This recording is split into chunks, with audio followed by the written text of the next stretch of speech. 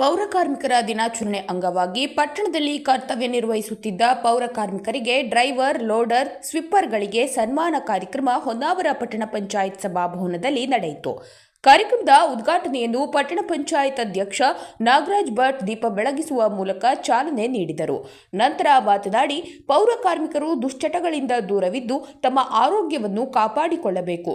ಪೌರ ಕಾರ್ಮಿಕರನ್ನು ನಾವು ಗೌರವ ಭಾವದಿಂದ ಕಾಣಬೇಕು ಎಂದು ಪೌರ ಕಾರ್ಮಿಕ ದಿನಾಚರಣೆಯ ಶುಭ ಕೋರಿದರು.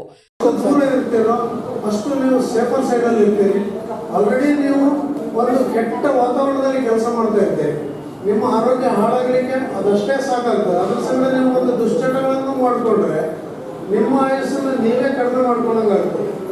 ನೀವಿಲ್ಲದಿದ್ರೆ ಯಾವುದೇ ಒಂದು ಪಟ್ಟಣ ಆಗಲಿ ನಗರ ಆಗಲಿ ಶುಭ್ರವಾಗಿ ಸ್ವಚ್ಛವಾಗಿ ಇರಲಿಕ್ಕೆ ಸಾಧ್ಯನೇ ಇಲ್ಲ. ಇದನ್ನ ನಿಮ್ಮ ಆರೋಗ್ಯವನ್ನು ನೀವು ಕಾಪಾಡಿಕೊಳ್ಳೋ ಹೊಣೆ ನಿಮ್ಮ ಕೈಲಿರ್ತದೆ. ಹಾಗೆ ನಿಮಗೊಂದು ಸಂಸಾರ ಹೇಳಿರ್ತದೆ, ಆ ಸಂಸಾರದ ಜವಾಬ್ದಾರಿನೂ ನಿಮಗಿರ್ತದೆ. ಇದನ್ನೆಲ್ಲ ನೀವು ಬಹಳ ಸೀರಿಯಸ್ ಆಗಿ ವಿಚಾರ ಮಾಡ್ಕೊಳ್ಬೇಕು. ನಾವು ಪಟ್ಟಣ ಪಂಚಾಯತ್ ವತಿಯಿಂದ ನಾಳೆ ಹೆಲ್ತ್ ಕ್ಯಾಂಪ್ ಅನ್ನು ಆಯೋಜನೆ ಮಾಡಿದ್ದೇವೆ. ಪೌರ ಕಾರ್ಮಿಕರ ಸಲುವಾಗಿ ಗೌರ್ಮೆಂಟ್ ಹಾಸ್ಪಿಟಲಲ್ಲಿ ಪೌರ ಕಾರ್ಮಿಕರ ಆರೋಗ್ಯದ ತಪಾಸಣೆ ನಡೀತದೆ. ಇದು ಪ್ರತಿ ವರ್ಷದ ಕಾರ್ಯಕ್ರಮ. ಇದನ್ನು ನಾವು ನಾಳೆ ಇಟ್ಕೊಂಡಿದ್ದೇವೆ. ಹಾಗಾಗಿ ನಮ್ಮ ಕೈಲಾದಷ್ಟು ನಾವು ಮಾಡ್ತೇವೆ, ಆದರೆ ನಿಮ್ಮ ಆರೋಗ್ಯವನ್ನು ನೀವು ಇಟ್ಕೊಳ್ಳೋದು ನಿಮ್ಮ ಜವಾಬ್ದಾರಿ ಆಗ್ತದೆ.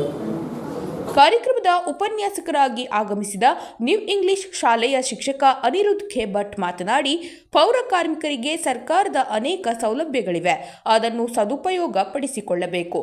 ಮಕ್ಕಳಿಗೆ ಉತ್ತಮ ಶಿಕ್ಷಣ ನೀಡಿ ಶಿಕ್ಷಣವಂತರನ್ನಾಗಿ ಮಾಡಬೇಕು. ದುಶ್ಚಟಗಳಿಂದ ದೂರವಿರಬೇಕು.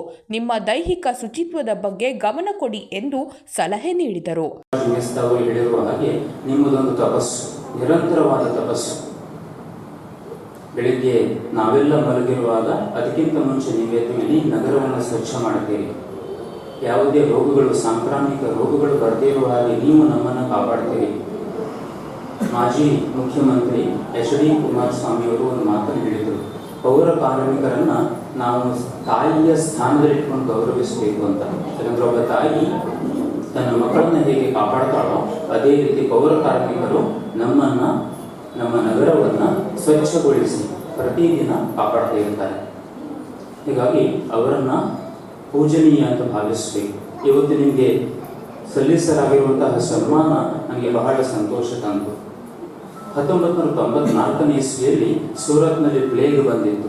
ಸುಮಾರು 1 ವಾರಗಳ ಕಾಲ ರಭಸವಾಗಿ ಬಿದ್ದ ಮಳೆಯಿಂದಾಗಿ ಅಲ್ಲಿದ್ದಂತಹ ಎಲಿಗಳು ಸತ್ತು ಹೋಗಿ ಅಲ್ಲಿಯ ಕಾಲುವೆಗಳಲ್ಲಿ ಹರಿದು ಸಾಂಕ್ರಾಮಿಕ ರೋಗ ಹರಡಿದಾಗ, ಪ್ಲೇಗ್ ರೋಗ ನಿಮ್ಮಲ್ಲಿ ಕೆಲವರಿಗೆ ನೆನಪಿರಬಹುದು, ಪ್ಲೇಗ್ ರೋಗ ಹರಡಿದಾಗ ಅದನ್ನು ನಿಯಂತ್ರಣಕ್ಕೆ ತಂದವರು ಪೌರ ಕಾರ್ಮಿಕರು.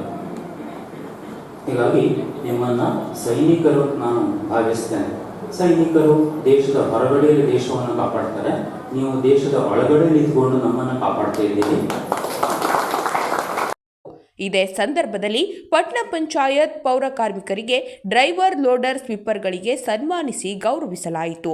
ಪಟ್ಟಣ ಪಂಚಾಯತ್ ಮುಖ್ಯಾಧಿಕಾರಿ ಎಸ್ ಬೆಂಗಳೂರು ಪ್ರಾಸ್ತಾವಿಕ ಮಾತನಾಡಿ, ಪೌರ ಕಾರ್ಮಿಕರ ಸೇವೆ ಒಂದು ರೀತಿಯ ತಪಸ್ಸಿನಂತೆ.